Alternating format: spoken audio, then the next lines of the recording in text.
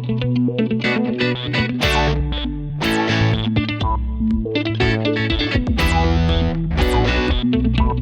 morning, good afternoon, or good evening, and welcome to my guest list pod. My name's Darren, and this is a little show with a big goal to spread the word about interesting and entertaining podcasts and podcasters. And if you'd like to get in contact with the show, you can do so at My Guest List Pod pretty much everywhere you look, including over at myguestlistpod.com. Love to hear from you. So just a quick intro today because I am away from my normal setup on holidays. Today is a show with a young man called Cody Tucker, who we encountered each other on a Facebook group. Cody seemed intriguing. He put his hand up when I was asking about people possibly coming onto the show, and I listened to his show and I thought, yeah, he's a very opinionated young man with strong opinions, which is great, and he seemed really interesting. So we got together, did a show. It was my first recording on Riverside, and not exactly sure if I got everything the way I wanted it to be. I have changed a few things since then, as you'll probably notice with the shows going forward, but I did the best I could and have edited up a lot of the problems that we had out of the show, so it should be quite listenable. Cody's from the US, Texas in particular, and he's a podcaster and a stand-up comedian. So enjoy the mindful mayhem, the mindful meanderings of one Cody Tucker.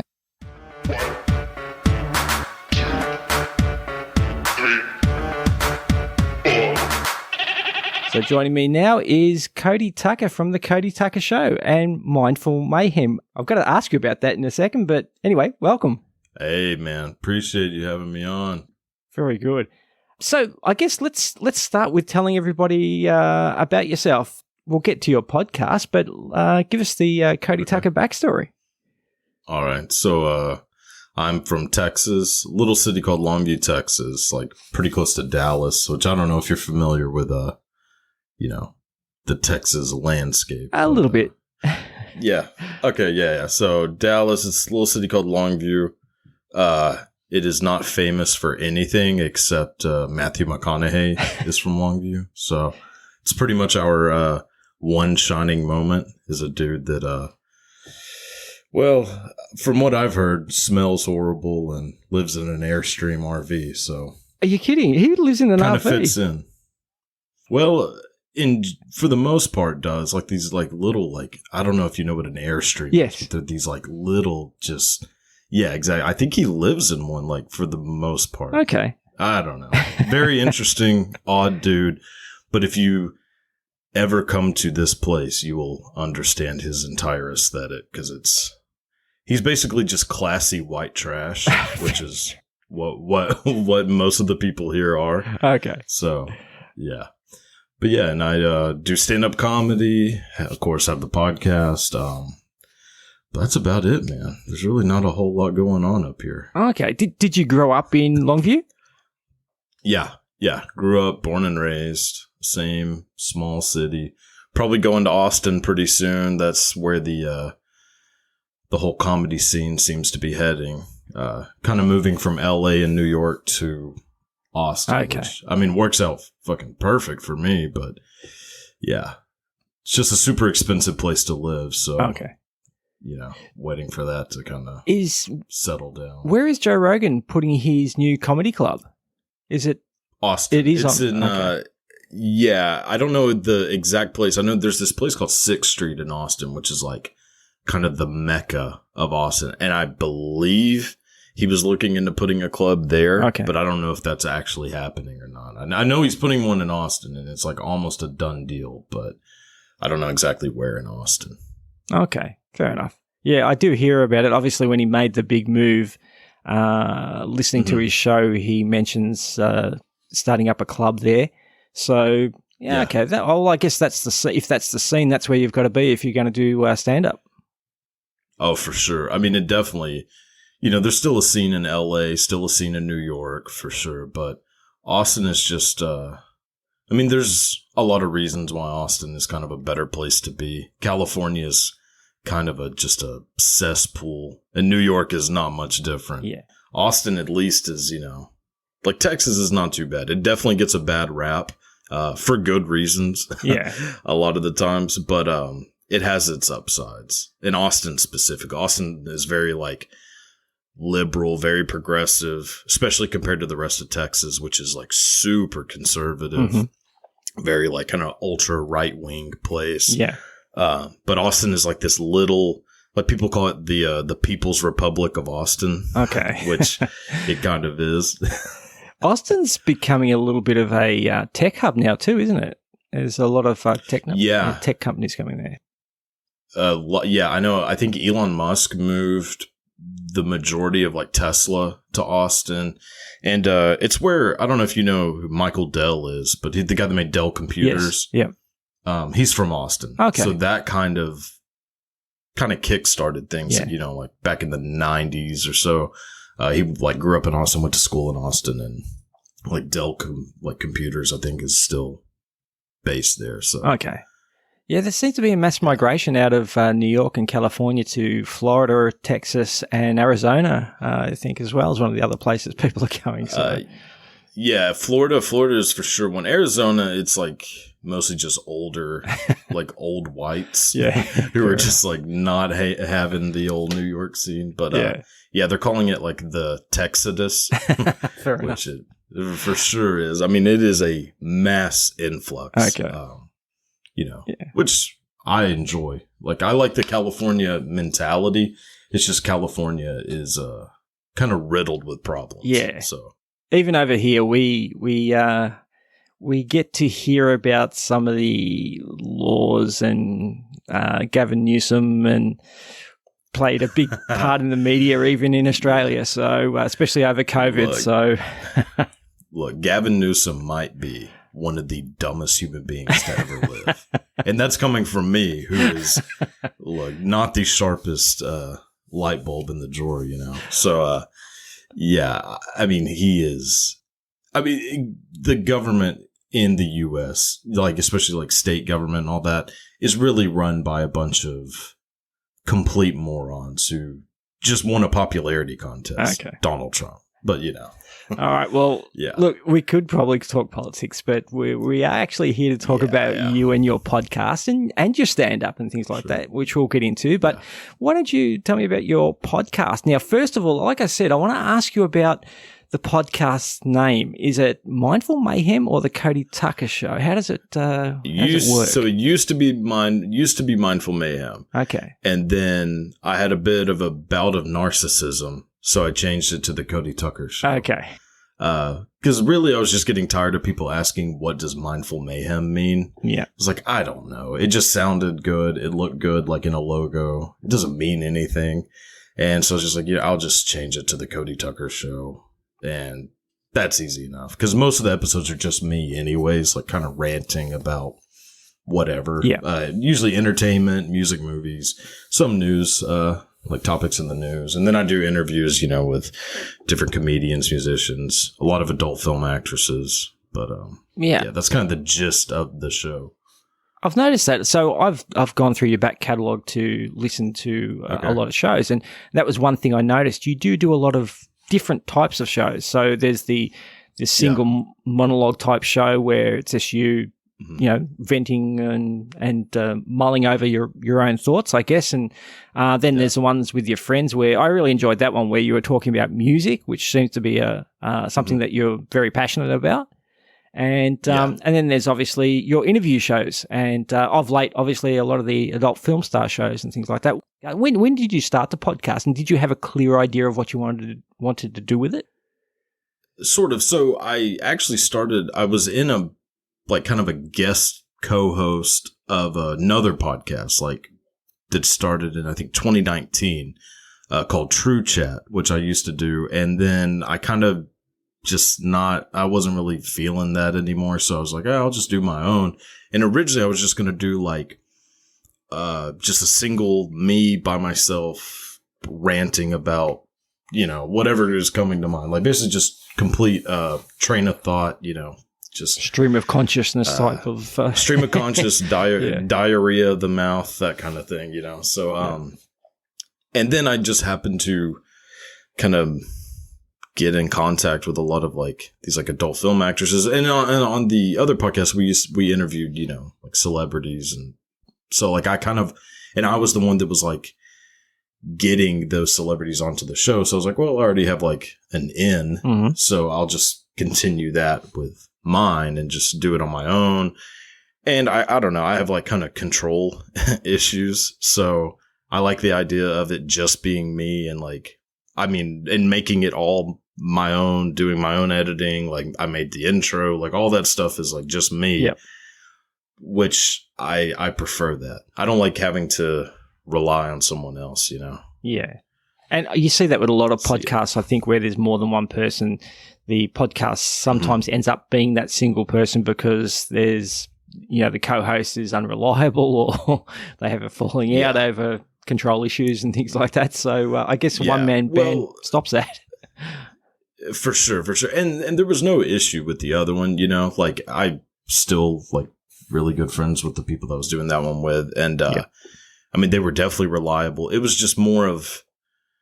It was just it's so much easier to just do it on your own. Like, in a sense, it's more work, but knowing that I don't have to wait on anyone or work around someone else's schedule. And even with the interviews like that I'm doing, like, I pretty much just, if I happen to have an interview, then that's what the episode's going to be. And if I don't get one, then I'll just do one on my own. So like, it's still just kind of, I still don't have to put a whole lot of effort into that part of it, you know? Yeah. Do you prefer any type of episode over another type of episode, like the interviews over the monologues or the discussions with friends? Or I actually kind of prefer just doing the solo podcasts. In general, just because I don't know, I'm pretty opinionated. Yep. And it's kind of fun to just see what happens. Like, I don't really put a lot of time into coming up with like topics. Like, I just have some sort of idea of what I want to talk about, but I don't write anything like beforehand. I just kind of let it go. And I like doing that. Okay. It's basically like having a shower conversation on camera, you know? Yeah. Like when you have those like rants in the shower, like I'm just doing that, you know, on camera. Yeah, that's good. That's cathartic. So for sure. For sure. Oh, it for sure is. Yeah. It helps with stand up too, because I come up with bits on the podcast quite a bit. Okay. So with the podcast, I've noticed also you have a YouTube channel. The quality of the video is really good there. What do you use to actually stream? Thanks. I use OBS. Okay. Yep. Which OBS is fucking so easy to use. Like, and I'm just using like a, you know, basic 1080p webcam. And, I mean, it's really it's all lighting. So like a little backstory, like my goal, like, or my, you know, childhood dream or whatever, was to actually be to go to film school and be a director. Okay. So like I've had some sort of a background in like lighting, like camera work, like how to make it look good if you're not having, you know, thousands of dollars worth of equipment. Yeah. Because there's definitely like workarounds, and mostly it's all in like lighting and stuff like that. So that's helped out quite a bit.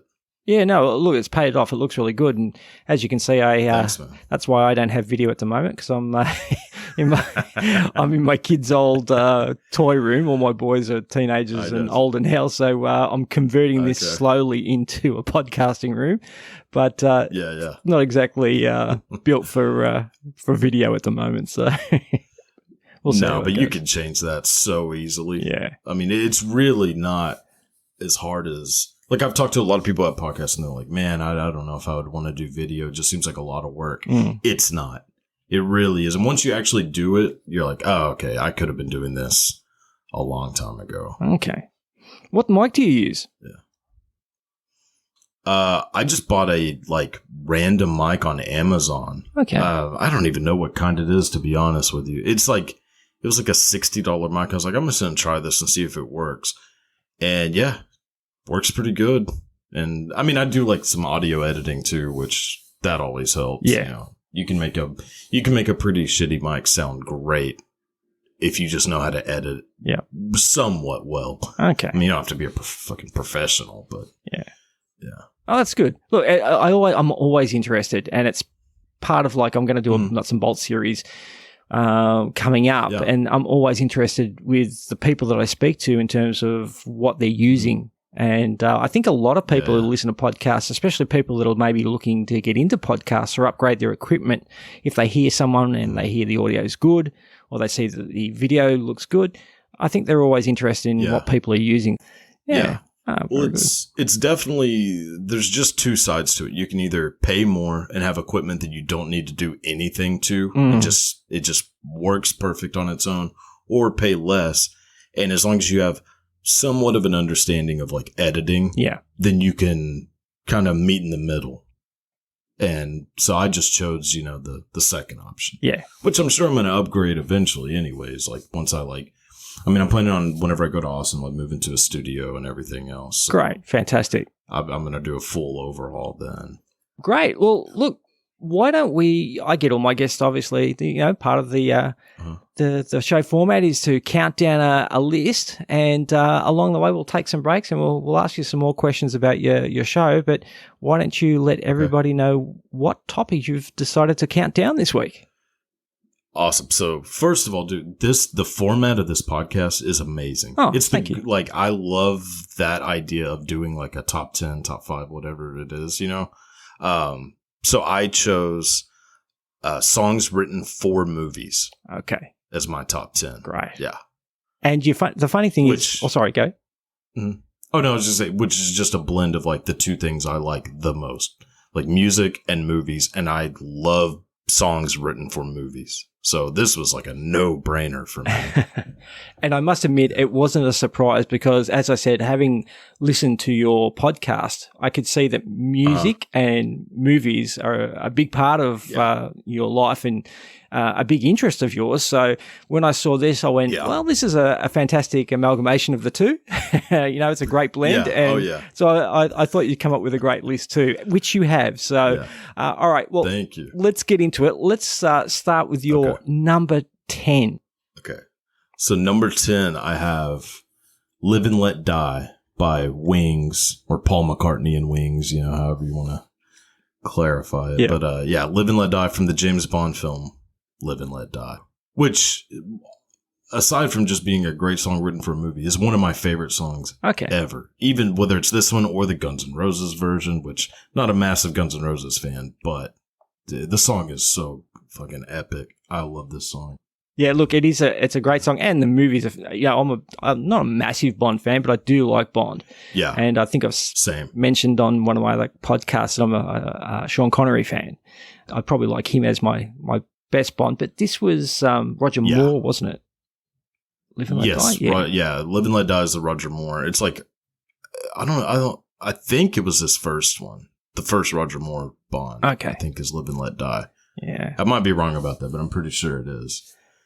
Because I think Connery, had just done, oh my God, Connery did one, and then I think he came back as Bond. I mean, I get them so confused. It's 30 hard. Of them. Hard. But actually, Lazenby is my favorite Bond, which, fellow Australian as yourself, but yeah, George Lazenby is my favorite Bond. He was only Bond for one movie and then just said, I know he was Bond for one movie and said, I'm done with this. Grew a beard out, gained some weight, and it's like, hey, I ain't coming back. That's my life's mission. Is to do one great thing and then just fade off, Yeah. So I have full respect for Lazenby. That's crazy. So I've had two people on now where their favorite Bond has been someone that I wouldn't have normally picked. Oh, really? I thought most people either Daniel Craig, Roger Moore, or Sean Connery. You've picked George Lazenby, and previous guest picked Pierce Brosnan. I can get Pierce Brosnan. How old do you know about how old that person was? Because there's this thing of whoever the Bond was in your childhood is usually your favorite Bond. Yeah. So I mean that could be the reason. Yeah. Brosnan was probably his childhood Bond. You're probably right, because I think he's not even 30, so that would make more sense. Yeah, for sure. Yeah. And it's the same for Saturday Night Live. Okay. Your favorite era of Saturday Night Live is whatever you were when you were 13. Yeah. I get that. You know, and you hate all the other ones that came after that. You're like, oh, they're not as funny anymore. Which Saturday Night Live was never really funny, but you always will pinpoint that one moment. And I think Bond's kind of the same thing. Okay, fair enough. Very good. All right. Well, let's get into number 9. So number 9, I mean, this was actually almost kind of hard to admit, but it's Blaze of Glory by John Bon Jovi for the film Young Guns 2. It's a fantastic song, and it's I love the movie. Great.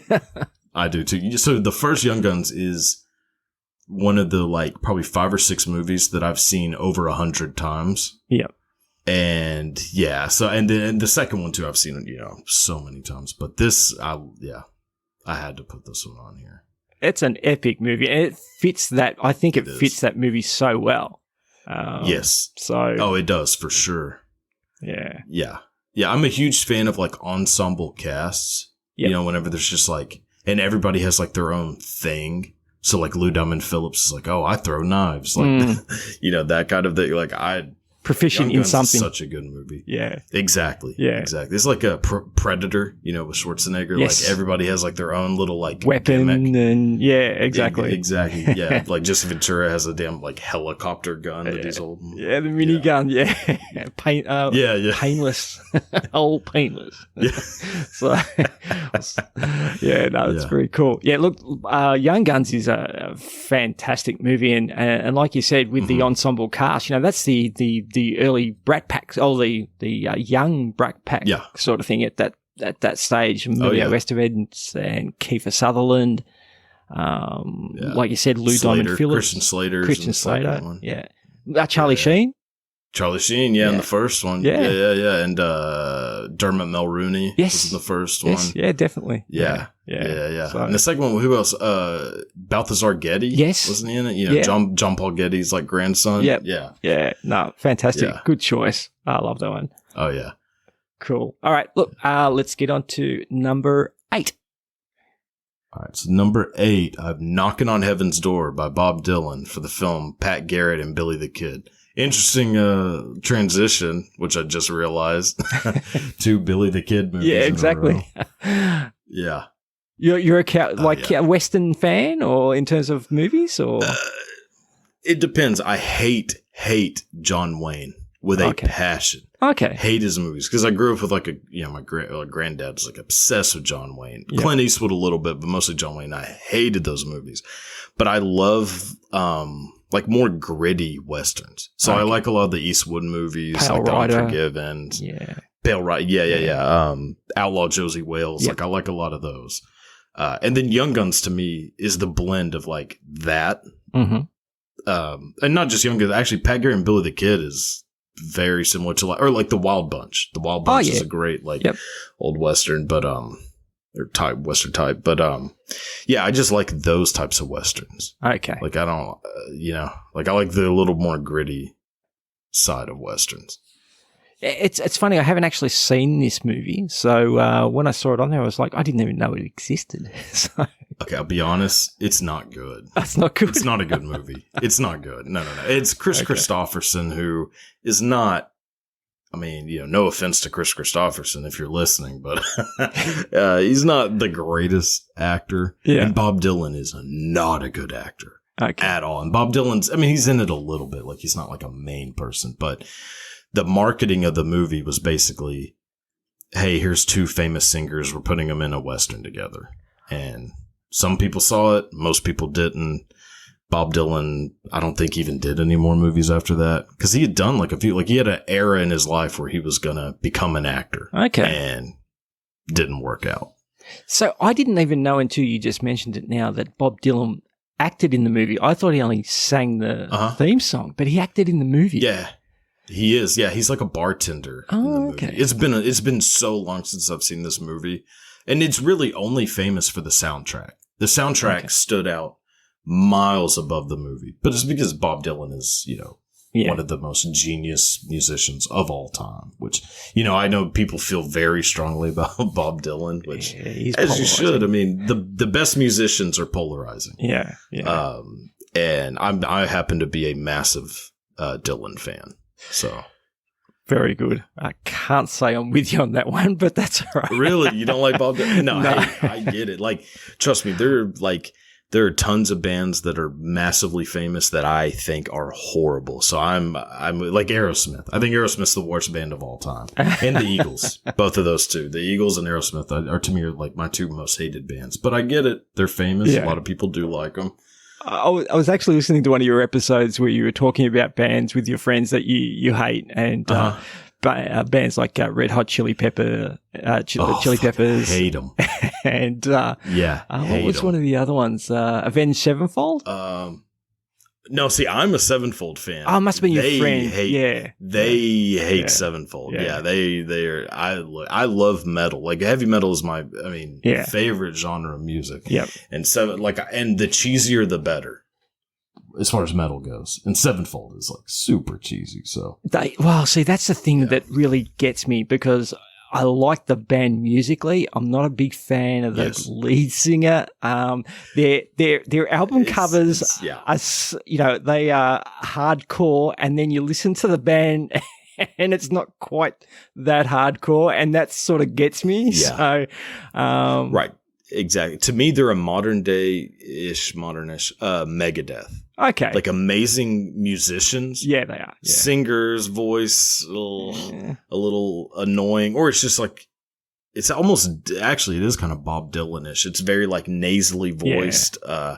You either like the voice or you don't like it. And, like whether it's Dave Mustaine or M Shadows. Now I will say Avenged Sevenfold kind of loses me with their like little wrestling names, Sinister Gates, and Zaki Vengeance.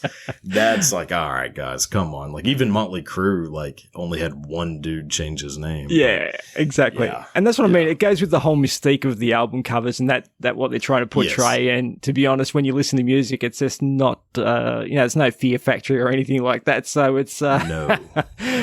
Although Hail to the King is a great song. I actually do like that song. So. Yeah, it's good music. To me, most of the people who don't like Sevenfold, they don't want to admit that they like this music. It's very similar to Limp Bizkit. Yeah. I'm a massive Limp Bizkit fan. Yep. The people who don't like them just want to say they hate Fred Durst. Yeah. Which, look, whenever I was a kid, I wanted to be Fred Durst with every fiber in my being. I was like, I'm going to start wearing backwards baseball hats, like everything. Like, so, I just don't believe in guilty pleasures. If you like something, admit you like it and own that you like it. Yeah, exactly right. And look, I'm the same way with Nickelback. Don't hate me. Hey, man. No, look. I personally am not a massive fan of Nickelback, but anyone who says they are, I don't immediately say, oh, well, you're a jackass because you like Nickelback. I mean, obviously it's probably different country to country, but How You Remind Me, the song, from Nickelback, is the most played song in radio history in the U.S. Oh, really? Oh, okay. Yeah. So somebody was requesting that damn song. Oh, yeah. And they were platinum selling albums. So if everybody hates Nickelback, then who's buying these damn albums? Exactly somebody right. likes them. There's a lot Same of closet for Creed. fans. Creed had like 3 platinum selling albums in a row, and no one admits they bought those albums. I had all 3 of them. Yeah, I proudly admit to it. Yeah. Yeah. I had my first son just as they came out with Human Clay. And oh, really? Okay. Yeah, so With Eyes Wide Open was actually, I nearly teared up every time I heard that because I just found out that we were pregnant with my first son. So, man, Creed is amazing. Yeah. I don't care. Like, are they kind of a ripoff of like 90s grunge, like, Eddie Vedder voice? Yeah. But so what? I mean, it's a great band. And Mark Tremonti's actually an amazing guitarist. Oh, dude, I'm a massive Alter Bridge fan. I'm a big Alter Bridge fan. I love Tremonti as well. His solo thing that he went out and did. It's amazing. It's really good. Yeah. Look, yeah, so we should actually come back and just do a podcast where we talk about music, I think. So I'm down. Dude, I mean, the amount of like the list that you have, I was like, God, it took me so long to narrow it down. I mean, this is like a perfect list, but like I had so many backup lists where I was like, God, man, I would like to talk about blank, blank, blank, and blank. Yeah. So yeah. We'll do another one. Come back and do another one. Oh, yeah, dude. All right, cool. All right, we're up to number 7. Yes, so this is going to be a big 180 from Bob Dylan and Pat Garrett, the Billy the Kid. Public Enemy, Fight the Power from Do the Right Thing. Yeah, it's a quite a departure. Yeah. Oh yeah. Yeah. Which, I mean, I'm a massive Spike Lee fan. Yeah. I understand that he is not a big fan of white people, which, fair enough. Same here. But Do the Right Thing is such a good movie. It is. And when you watch like the Fight the Power video, like there's something about a giant group of people in like a parade sort of thing that is just like captivating. And you know how it's filmed, like going through the streets of, I think they're in Brooklyn actually in the video, but yeah, massive Public Enemy fan. Chuck D, I think, is arguably one of the greatest lyricists of all time. Yeah.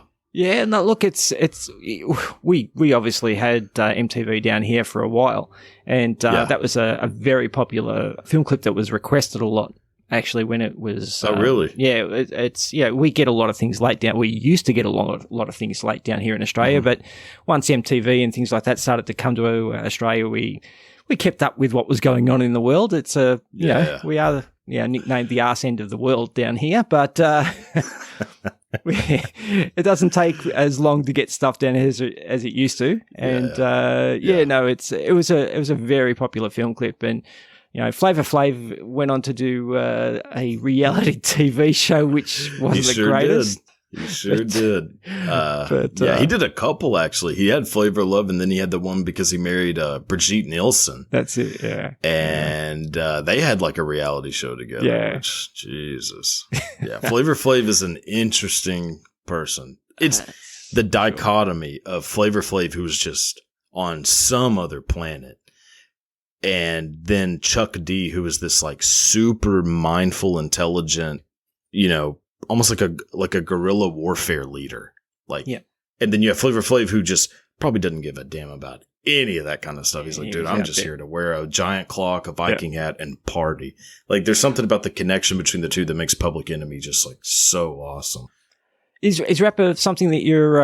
It's one of the genres of music that you really like, or is it old school? Old school rap, I am a huge fan of. Okay, I do not like any of the new rap.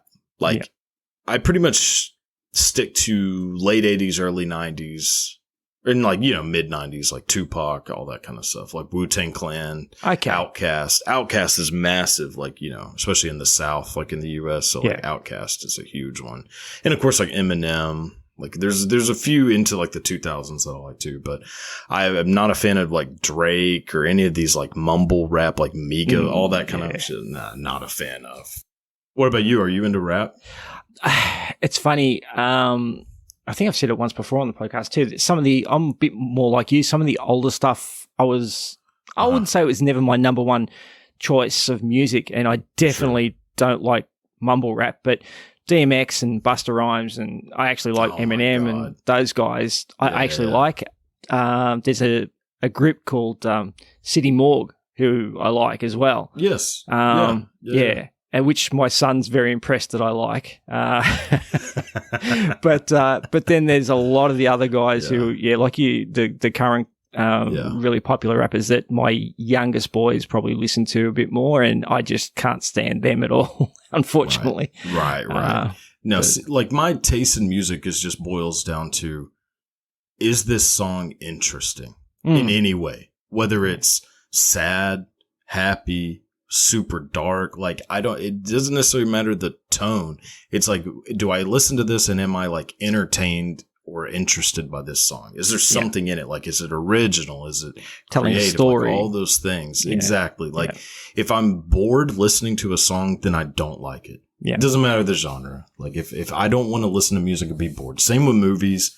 Like, I don't care about the genre too much. I don't care if it's supposed to be the greatest movie ever made or if everybody hated it. Am I bored watching this movie? Yeah. There are tons of movies that have won Best Picture, the Oscar for Best Picture, that I think are the most boring pieces of crap ever made. The King's Speech, for one.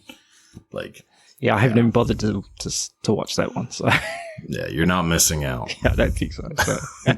Yeah. Very good. All right. Let's move on then. We'll move on to your number 6 before we take a little break.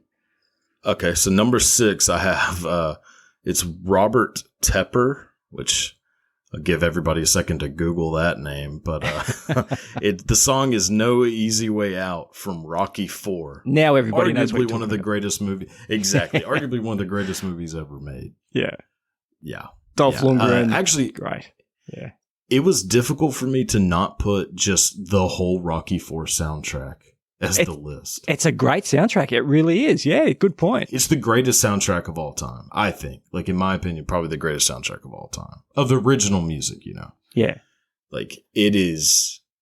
I have a thing, like a very big obsession with epic songs. Like, songs that just get you, like God dang, I could, like, you know, punch a hole through a brick wall right now listening to this song. And that's one of them. So, Eye of the Tiger's not on here. No, not as big of a fan of Eye of the Tiger. I think I've just heard it so many times that now it's like hearing a lawnmower. Like, to me, like, I'm just like, when is this song going to be over? Oh, okay. Like, I mean, it's, you know, nothing against Survivor. Yeah.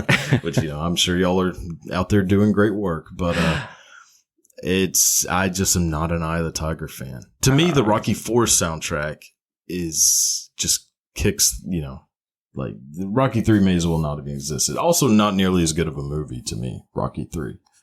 See, that's the thing. Yeah, look, you're going to have Rocky fans up in arms, I think, because Rocky III, I think by a lot of people, by most people, is probably considered one of the best, if not their favorite sort of movie. Yeah. I actually really do like Rocky IV. The story, I think, in Rocky III, I actually think was better. I like that comeback sort of story as well. And him facing his fears and admitting that he's afraid, and, you know, the support of his wife, and him going back to, you know, Apollo Creed's neighborhood to relearn how to do things properly and change. I really liked Rocky III, and I'm a massive Stallone fan in general, but Rocky IV is, like you said, it's a polished movie, whereas the others are probably a little bit more gritty because he's further along in the career, and you know, he's not even sparring anymore when he goes to Russia to fight Dolph Lundgren. So, but the soundtrack is fantastic. Whenever you hear that song, I have visions of him with a log across his shoulders going through the, you know, waist deep snow. Well, that's the only way you can defeat this Russian machine, which is really a lesson we should all be taking today. Yes. Like, I swear, if they just airdropped a boombox playing the Rocky IV soundtrack into Ukraine, this war would be over tomorrow. Oh, yeah, the Russians would give up. I mean, this should be everyone in the Ukraine would be running around with logs on their shoulders, and it would be over.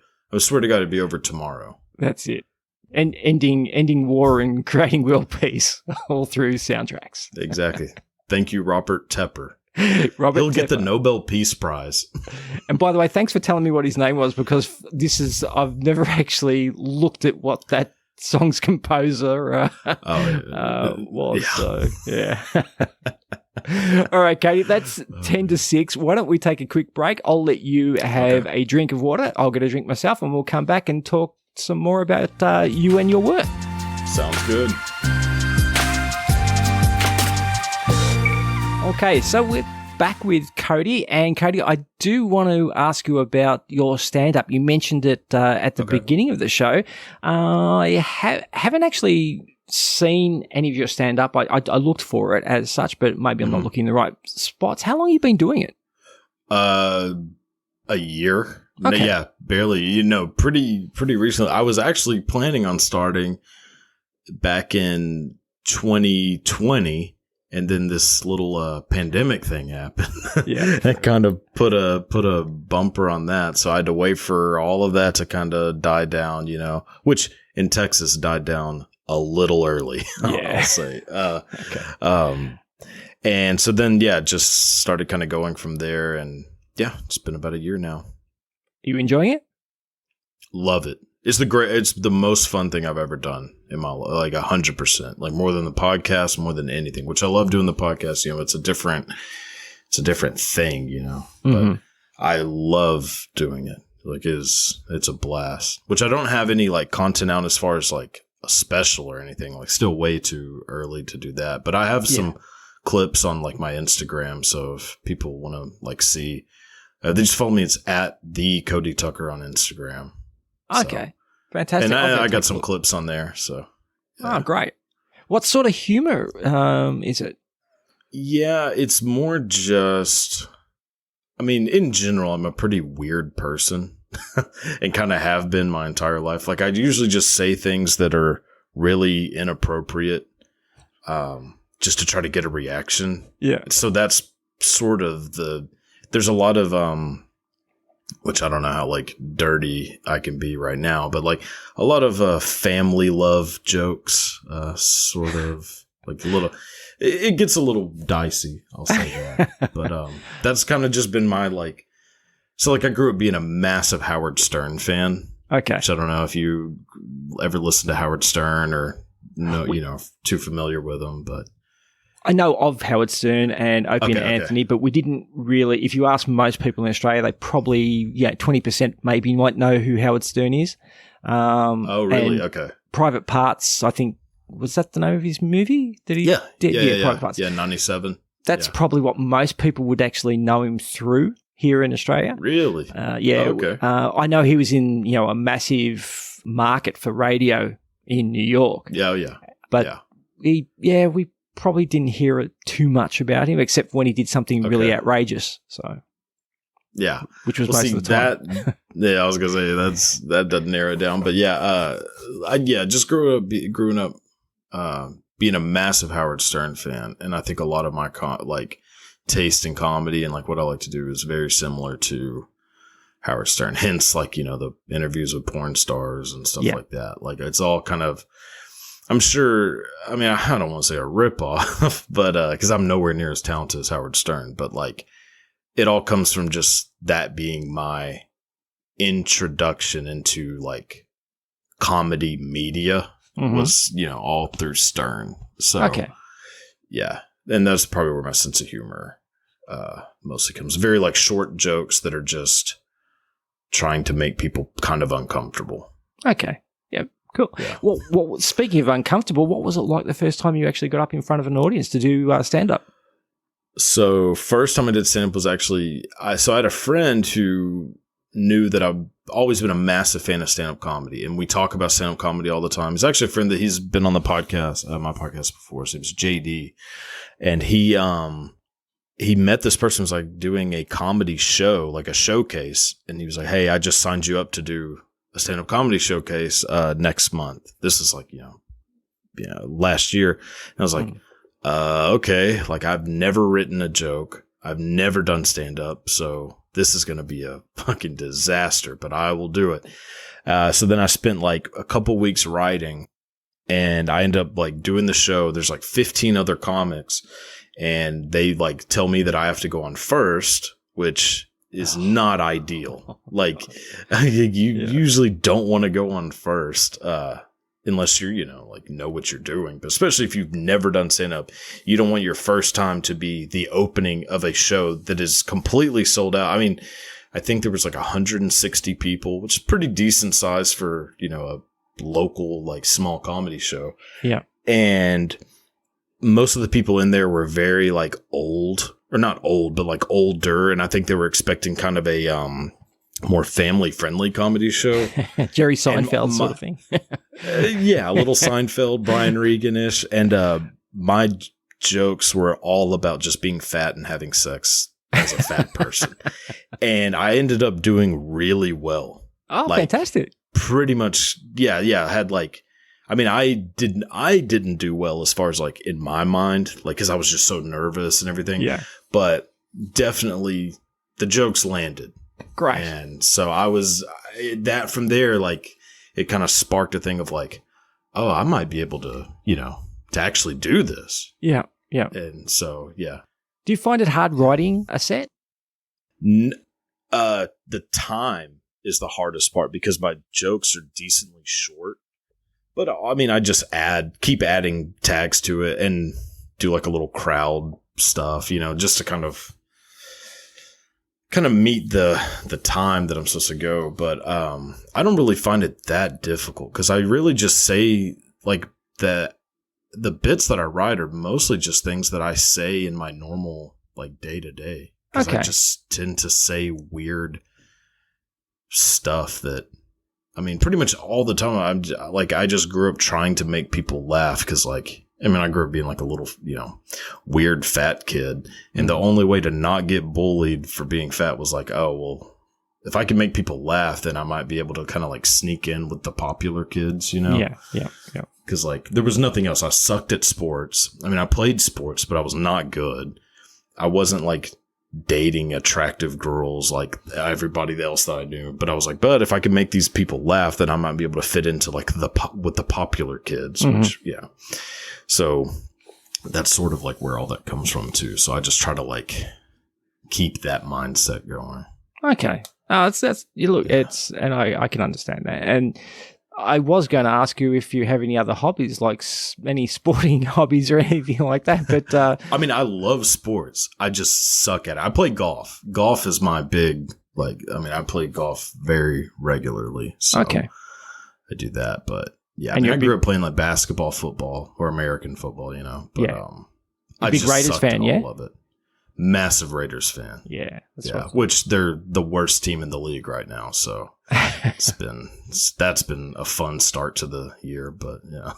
Yeah, well, I understand that. I've been a Dolphins fan for a while, and we haven't exactly had the best. Not this year, though. This year's right. Been great. Yeah, really, you're a Dolphins fan. Yeah. So that's interesting.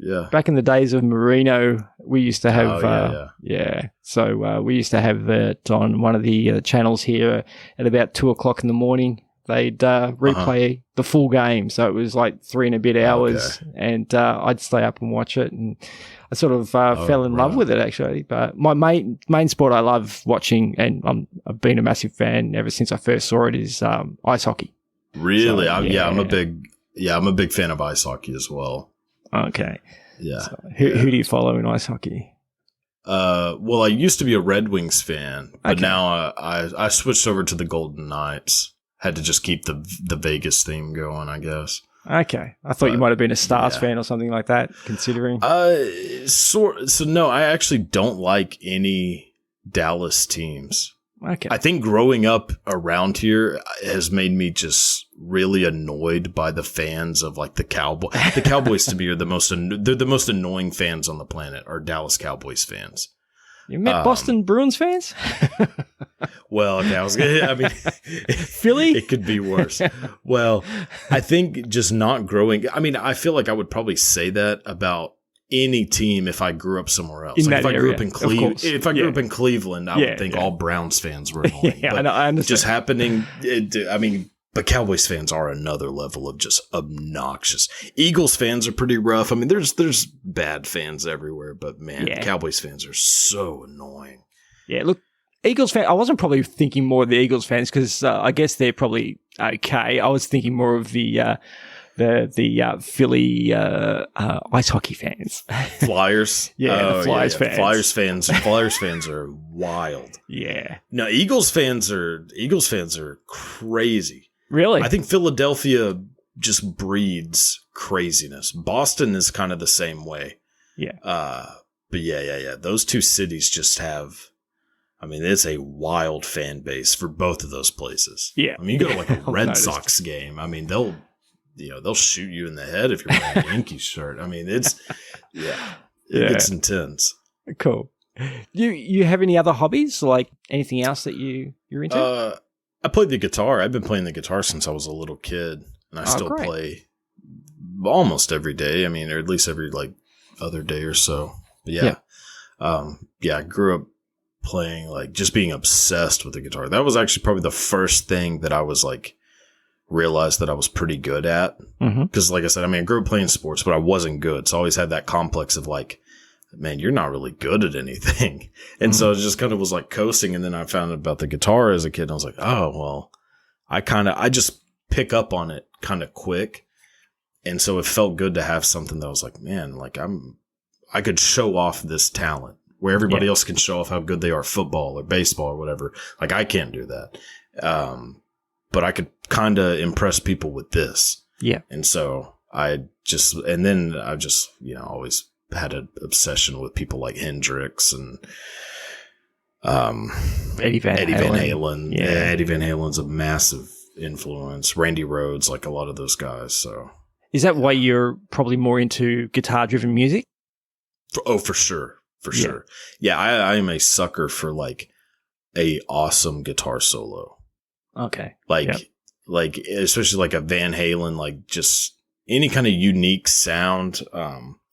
Like all those dudes, Hendrix, Clapton, Dwayne Allman, like all those like just legend guitarists. Like I definitely, that's what I'm listening to for the most part when I'm listening to a song is like, what is the guitar doing? Are you familiar with the band Extreme?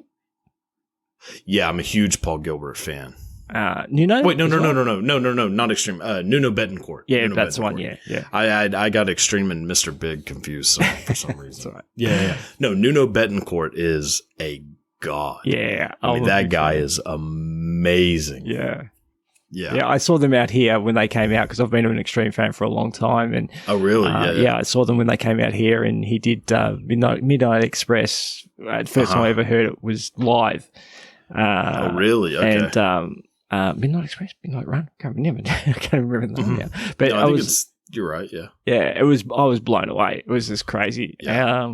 And the funny thing about that concert was everyone jumped up out of their seats at the start of the concert, and my hat came off, which was a 3 sides to every story hat that I bought for the tour. Yeah. And I bent down to pick it up and smash my nose on the seat in front of me, and I spent the first song with tears in my eyes from smashing my nose on the seat. Oh my god! But I enjoyed the concert anyway. So yeah, no, crazy. They're amazing.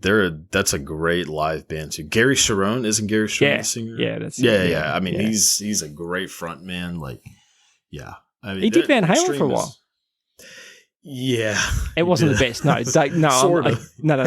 I'm not.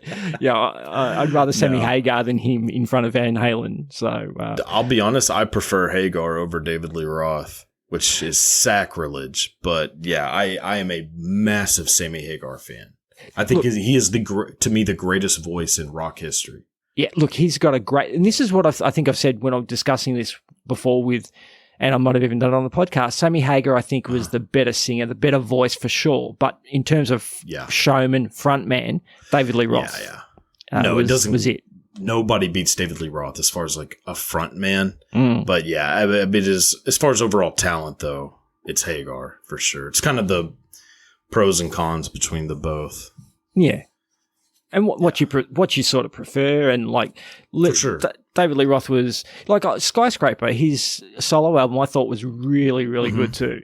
And again, that's from my sort of late teens to early 20s, that era. So it's very memorable for me as well. But I thought that was a great album. Yeah. He also had an amazing backup band too. I mean, it's Steve Vai, Billy Sheehan. Like, I mean. Which I've talked to Billy Sheehan on like a podcast I did, the first podcast I did, we had Billy Sheehan on. And I mean, it was amazing hearing these like David Lee Roth stories because he's out of his mind. But yeah. I mean, it is, good stuff. I'm going to have to listen to that episode. I haven't listened to that one yet, so I will listen to that episode for sure. So, all right, cool. Yeah. Look, I was going to go on to Satriani and everything else, but if we do that, we're never going to get through your list. So I know. Let's get back to your list, and I think we're up to number 5. Yes. So, bit of a controversial one now, but it is "I Believe I Can Fly" by R. Kelly from the film Space Jam. Yeah. Well, the movie and the song's good, but hey, I know. Look, R. Kelly's gotten himself in a bit of trouble. Just a little bit. Hey, man, stay strong out there, Robert. I mean, he is. He is where he deserves to be. That's all I can say about R. Kelly. Like you do some stupid shit. That's where you go. And look, he's given comedians a lot of content to work with. So. Yeah. Oh yeah. Yeah. Him and Epstein have really just helped us a lot. So, thanks to both of those fellas. But, look, I Believe I Can Fly is an incredible song. And Space Jam, I will argue, like, to the ends of the earth that it is a fucking incredible movie. I know people hate it, and Michael Jordan's a horrible actor. Look, he can't be any worse than LeBron James. It's a good movie. Look, as far as actors go, they're great basketball players. So, that's what you're getting. You're getting, legendary basketball players. They're not supposed to be actors, but they did a good enough job and pulled it off. Michael Jordan did I haven't seen the second one. It is horrible. Yeah, I sort of thought it's the worst movie ever made. It's the worst movie ever made, ever. Well, watch it and see. You'll be getting back to me. Oh, yep. I had to throw my TV away. Like Yeah, okay. It's so bad. Okay. All right. Number 4. Number 4, Celine Dion, My Heart Will Go On, Titanic. Yeah, another movie that I think is, like, most of these movies are amazing to me, but, like, if the song, like, to me, the common thing is that these songs stand out over the movies. Yeah. Like, are in a sense better than the movies. Not all of them, but for the most part. And I think that song to me is better than the movie. But the movie is such an epic movie that, like, you can't have that epic of a movie without having a song that just goes over it. Yeah. And goddamn, Celine Dion's voice is incredible. It's amazing. It really is. Yeah. Yeah. It is amazing. So, yeah. It's a good call on that one too. Like, you're right. You got to have an epic song for an epic movie. So, yeah, it's a great one. I mean, yeah, been a huge fan of Titanic since I was a little kid. It actually used to scare the hell out of me whenever I was a kid. Okay, why? I don't know. I think being 4 years old and watching like 1,000 people die was probably not great. Bit confronting.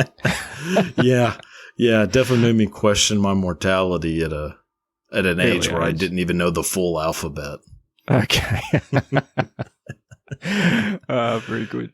All right, number 3.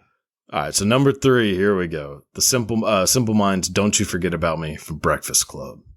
One of my favorite movies of all time. Me too. It's another one on that list of over 100 times, that I was talking about. That's Breakfast Club is on there. That's a movie that I can just put on anytime. Yes. And I can watch it from any point in the movie. It doesn't matter. Every scene is perfect. Yeah. Like, it's amazing. God. And look, this is No, sorry, I was just going to say this is your list, but it's funny. I just showed my youngest son. My eldest boy had already seen it, but we just exposed my youngest son to this movie on the weekend. Okay. And he loved it. Oh, really? So, Yeah. Oh, it's so good. I mean, it's so good. So John Hughes, I'm a massive John Hughes fan in general. Like Ferris Bueller's, Home Alone, like all those movies are a massive John Hughes fan. But Breakfast Club is just, it's perfect. Every scene in the movie is perfect. Like, I guess maybe the whole idea of me as a kid wanting to become a director and make movies, whenever I watch a movie, I'm usually thinking like, they shouldn't have done that. It probably would have been better to do this. Like, I'm always kind of analyzing it. But whenever I watch Breakfast Club, I'm like, there's not a single thing that should have been changed about this movie. It is perfect. It's so quotable too. So many lines. Yes. So well, that's John Hughes. John Hughes might be the greatest writer in movie history. As far as writing scripts that are just going to be endlessly quotable. Like this movie combined with Ferris Bueller's Day Off. Yeah. And Home Alone. Those three. There are just thousands of quotes. Like you could quote the entire movie and not even realize it. Like you just keep trading off quotes and eventually you've just done the whole movie. Yeah. And Ferris is a fantastic movie. That's right up there. It's probably in my top 3 because of, just the impact it had when I watched it and the amount of times that I've seen it. But same with Breakfast Club. but 16 Candles. What was the other one? Pretty in Pink. Pretty in Pink. Even though they're probably more, I guess, oriented towards a girl's point of view. I still thought they were, John Cryer. And Pretty in Pink. Yeah, and I like Andrew McCarthy. And wait, was he in Pretty in Pink? Andrew McCarthy? I think he was in Pretty in Pink as well. Yeah, he was the guy that she was really after, and Ducky was right.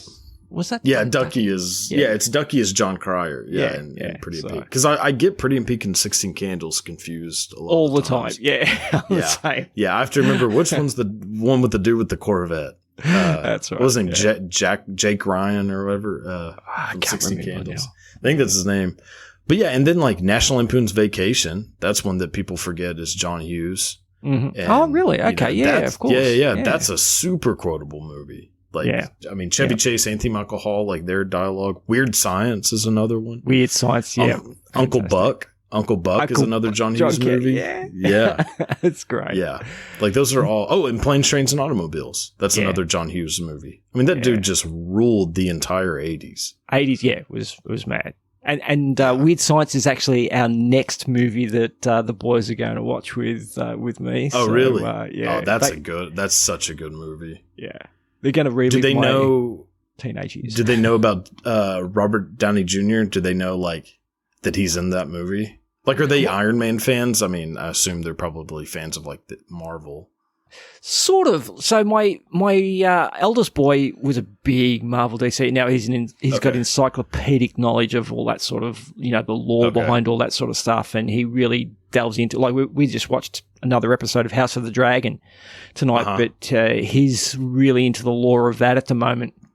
We were talking about what Martin's going to do with these other books now that he's a little bit older, and whether or not he's actually going to be able to finish the series. And the boys know of Iron Man and who he is, but that's why I wanted to, once we watch the movie, obviously I'll point out, who that is, sort of thing, the two guys, and it's going to be very interesting to watch it. So, well, that's what I was curious about. Is like, do they know of Robert Downey Jr., the cokehead? Like, do they know of the less than 0 years? This era? Yes, or in the Weird Science years, the back to school years. Like, do they know like that there was this like previous career? Yeah. Because I think a lot of people now don't. Like, they have no idea that Robert Downey Jr. used to be wild. Oh yeah, he has to have photos of someone, because how he can make that comeback after where he went and then become the star that he is again now. Yeah. I just want to know what dirt he's got on people in Hollywood.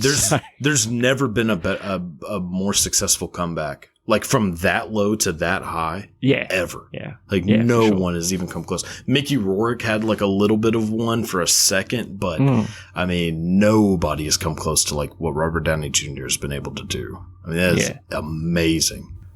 Yeah, that's it's pretty cool. With the soundtrack, you're talking about songs that probably are bigger than the movie itself. What do you think about Don't You Forget About Me? I think it was actually a fantastic blend. Yeah, and it wasn't overshadowing the movie. It was just a great amalgamation of two songs, two media sort of thing. Yes, I think so. I do think the song overshadows the movie today. Like, I think more people would know that song than that movie. If you were just to ask 100 people randomly at a mall, do you know this song? Do you know this movie? More people know the song, I think. Okay, yeah. But in the context between the two, it's perfect, 50-50. Like, that, both of those, the movie and the song, are a perfect match. And for where it is in the movie, like, that has a lot to do with, like, how great the song is. Like, whenever you hear it, the scene that comes to your mind, and of course, Judd Nelson with his fist in the air. Yeah. I mean, that is, to me, one of the most iconic movie scenes of all time. Yeah. And hearing that, those drums and guitar kick in, you're just like, oh my God. Like, I hate that movies aren't like that anymore, where it's just like, let's have like a fun, like a movie that has some sad parts, and goes through like some conflict, but just has like a positive, like fun ending. Yeah. And that's just not a thing now. Like, you can't have that. Everything has to be either a Marvel movie that's going to lead into 50 other ones, or is something that's just so depressing. Where you're like, God, like, I don't know. Like, these John Hughes movies just make you feel good. Yeah. You know? The 80s was fun, though. The 80s was fun. Yeah. I guess. Well, that's true. They didn't have much to worry about back then. Yeah. No. Yeah. All right. Let's get into your number 2. All right. So going from fun to the exact opposite. Pretty much. Bruce Springsteen, Streets of Philadelphia from the 93 film Philadelphia, which is not a fun movie. No, but the first probably movie that addressed AIDS directly, I guess. Oh, yeah. I mean, I can't think of a movie that even talked about AIDS before Philadelphia. I mean, it was obviously a massive topic, but not in films. I mean, not at all. I mean, and even if they did, it would probably be like just some minor character that like, oh, they have AIDS, blah, blah, blah. But not one where the central character of the movie has AIDS. Yeah. Well, it's a moving song for an impactful movie. Yes. Oh, for sure. Like, I'm not in general a fan of like sad songs, but if it's a moving song that is also sad, that's different. And to me, Streets of Philadelphia is a sad song, but it's more like a moving song. Like, as soon as those drums hit with the synthesizer, you know, that kind of low, mellow sound, like, I'm just like, oh, man. Like, it's a perfect song. Look, I saw that one on there and I'd nearly forgotten about... Not forgotten about that movie, but forgotten about the song. And Bruce Springsteen's probably a little bit more famous nowadays for being a podcast host with Barack Obama. But not that I've actually listened. But no one has heard it. Isn't that crazy?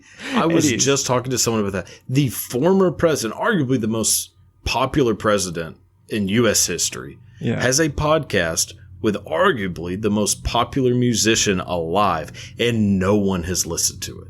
Yeah. I can't think of a single person that is like, oh, hey, I was listening to Barack and Bruce's podcast earlier. No one.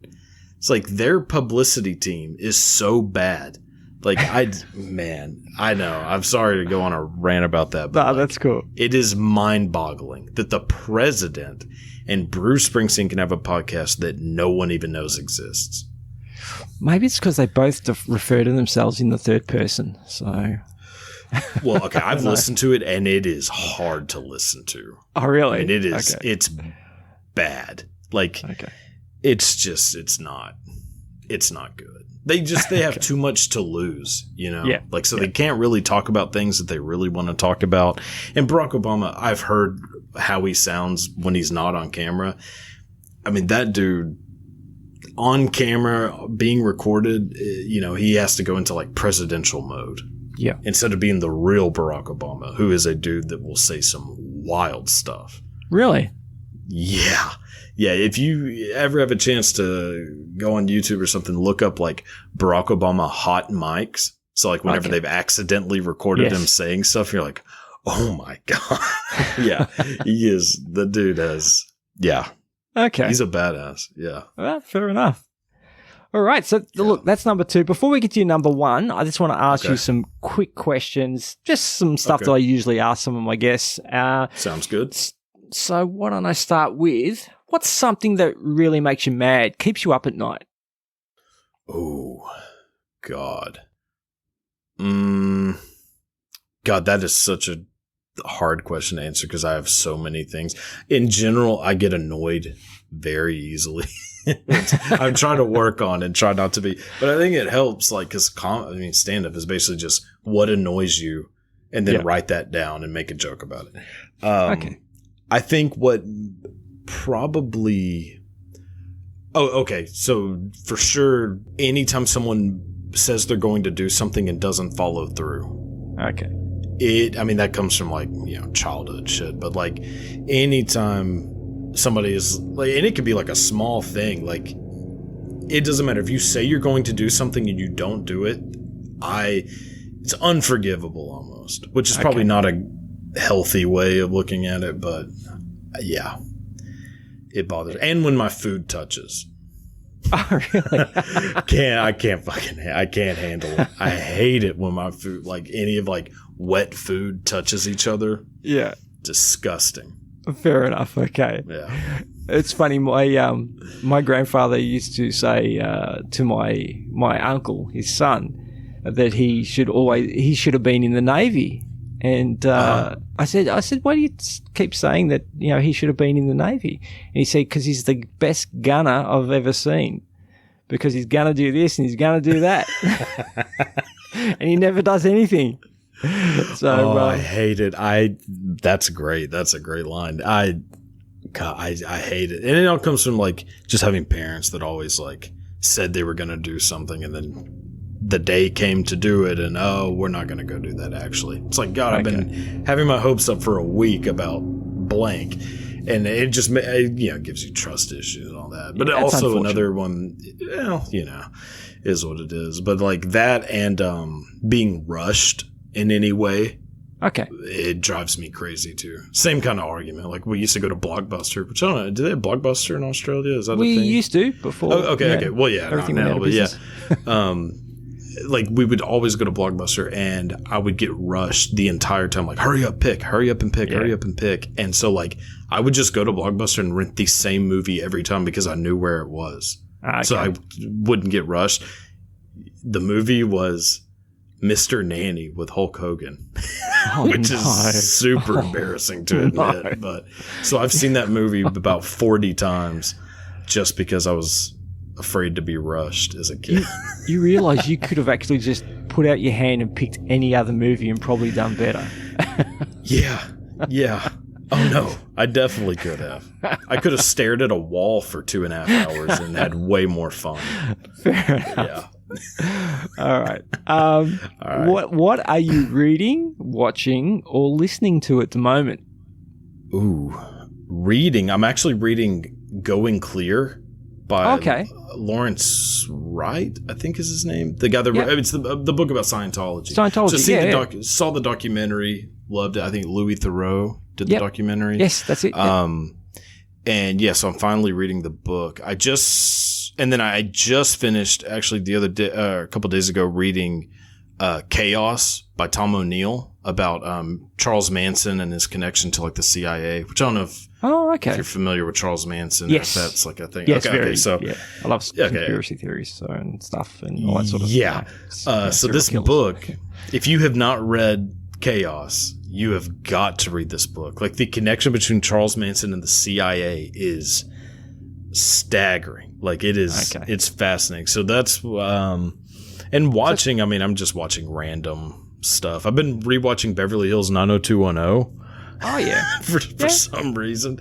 It's actually not bad. They're definitely, all in their 30s playing high school kids, which is hard to get over, but yeah, that's about it.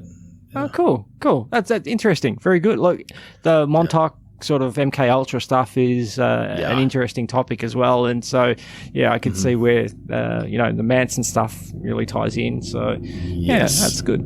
It's good. Yeah. Well, what else have we got for you here? What's something about yourself that most people wouldn't know to ask, apart from being an ABBA fan? Oh, See, I do listen to your podcast. I was gonna say, holy shit, yeah, I'm a massive ABBA fan. Wow, that is, they wouldn't know to ask. I don't know. I'm super open about everything. Like I don't really have guilty pleasures. You said that yourself. No, I don't believe in guilty pleasures. I don't hide things. Like anything that I like talk about or that I think about, like I am very upfront to just say. Like it's very hard for me to be embarrassed. So like I just put everything out. Yeah. Which maybe, who knows, that might end up biting me in the ass someday, but we'll get there. We'll figure it out when we get there. So yeah. Well, I'll give you a question then. Preference, Jenna Jameson or Riley Reid? Jenna Jameson, 100%. Yeah. Jenna Jameson is like, that is the Michael Jordan of, getting pounded out. But yeah, no, Jenna Jameson is, that's. Fair enough. Okay. I only put that on there because, your last few episodes have all been adult industry interviews. So I thought, well, I'll ask him anyway. So. Oh, I'm a massive fan of both of their works. You can check my search history and I can prove it. But that's part of the thing of like not being embarrassed. That's like I'm very open about like those kinds of preferences and everything, and talking to women who are in that industry. Like, just another thing of like, just being very open. Was it not embarrassing? Was it the first time you actually interviewed an adult star? Was it? Were you nervous or not about asking certain things or? No, because I usually always try to like preface everything with like, look, I mean, I'm not fucking Barbara Walters. Like, I'm not trying to get this like crazy interview. Like, I'm just interested in what you do, and I think I have a lot of respect for what you do. Like, so I always try to make sure that they would know that I'm coming from a place of like genuine curiosity. Yes, not to make you. I don't want to make someone look bad. I don't want to make someone look good. I just want to find out about you, like what this is like, and I think that exactly, and I think that helps kind of put both of us like at ease of like, I just am curious. Like I think the misconceptions around like the porn industry are very, ridiculous, and I think too many people still consider like the adult film industry to be like very taboo, like a taboo subject, which is absurd considering that more people go to Pornhub every day than Twitter, Facebook, Instagram, and YouTube put together. Yeah. So like who are we fooling by, and so that's kind of like where it comes from. So I never got nervous really. Not any more nervous than interviewing anyone else, just that general nervousness of like, oh, I don't want to seem like I'm an idiot and, but not anything specific to like adult film actresses. Great. Okay. Perfect. All right. Fantastic. Thank you very much for answering all those questions. No problem. Look, why don't we get into your number one, finish off the countdown strong. Here we go. Why don't you reveal your number one? All right. So number one, Elton John, Circle of Life, from the 1994 animated masterpiece, one of the greatest movies ever made, Lion King. Good song. Great song. I tear up every time I hear this song. Like that's not hyperbole. Like I swear to God, whenever it like really kicks in, like I get like super like butterflies all in the stomach, like, goosebumps or, like everything. That song still, it's just from childhood stuff, like watching that movie almost every day as a kid and having to go through all the like, damn, like they just showed this dude's dad die. Like, oh my God, like all the emotions that go in with that movie. And then that song just hits it.